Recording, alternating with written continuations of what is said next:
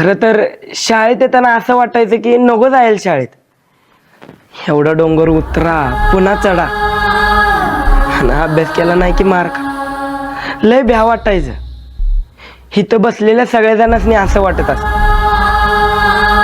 पण शाळेपासून लांब राहिल्यावर कळतंय की शाळा किती भारी असते. तिच्यासारखं सुख कशातच नाही. शाळेत जाताना काम करणारी माणसं बघायचं आणि वाटायचं की यांचं बरं आहे. काय बी करा कसं बी राहा. पण तसं नाही. शाळेत उलट कसली काळजी नाही, भाकरीची नाही का नोकरीची नाही. फक्त अभ्यासच करायचा. माहित आहे अभ्यास लय सोपा नाही. पण जेवढी बाहेरची माणसं कष्ट घेतात ना ते बघून वाटतं अभ्यास लय सोपा आहे.